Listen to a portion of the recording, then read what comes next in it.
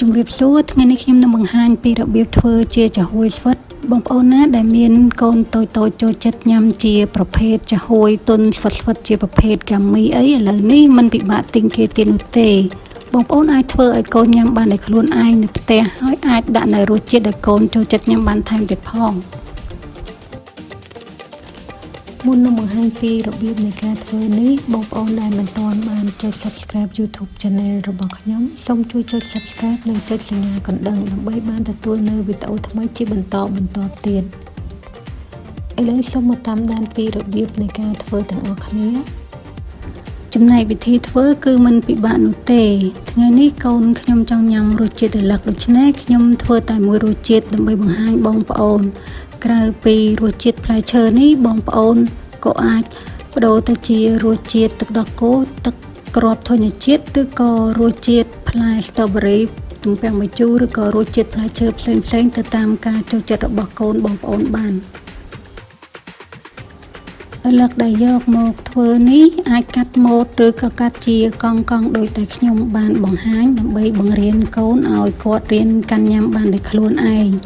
ចំណែកផ្នែកដែលខ្ញុំបានកាត់ចេញដែលវាមានគ្រាប់នេះគឺយកទៅក្រឡុកក្នុងម៉ាស៊ីនឲ្យម៉ត់កិនត្រង់យកតែទឹក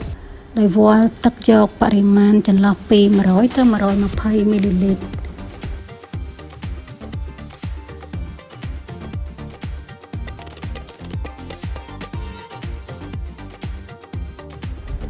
ទឹកកឡុកជាធម្មតាមានរសជាតិផ្អែមស្រាប់ហើយប៉ុន្តែខ្ញុំចង់ឲ្យចាហួយនេះគឺមានរសជាតិផ្អែមបន្ថែមបន្តិចទៀតដោយដាក់ប្រភេទជាស្ករត្នោតសរីរាង្គចូល1ស្លាបព្រាកាហ្វេកូរឲ្យសព្វហើយទុកមួយឡែកសិនការបន្ថែមស្ករត្នោតចូលនេះគឺណែនាំឲ្យប្រើតែសម្រាប់កូន1ខួបឡើងនោះទេកូនក្រោម1ខួបគឺមិនចាំបាច់បន្ថែមនៅគ្រឿងទេសអ្វីចូលទៅក្នុងអាហារកូននោះឡើយ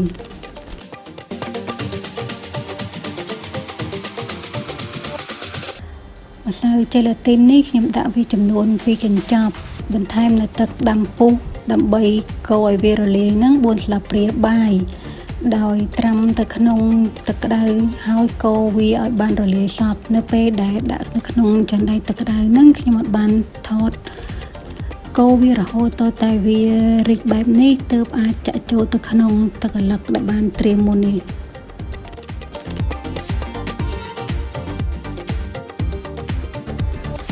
កូរឲ្យម្សៅចាហួយហើយនឹងទឹកកឡុកនឹងវាបានរលាយចូលគ្នាបានសព្វល្អទើបយកវាទៅចាក់នៅក្នុងពុម្ពចាហួយដែលបានត្រៀមបន្ទាប់ពីចាក់រួចរាល់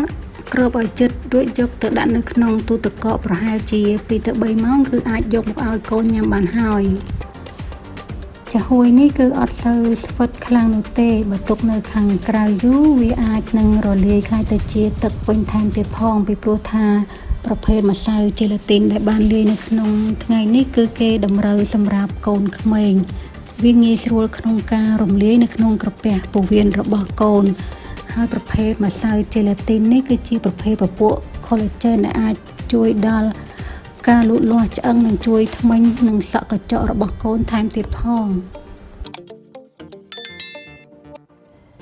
វិធីធ្វើដែលខ្ញុំបានបង្ហាញតែប៉ុណ្ណេះក៏រួចរាល់អរគុណបងប្អូនសម្រាប់ការតាមដានទស្សនាជួបគ្នានៅក្នុងវីដេអូក្រោយជាបន្តទៀត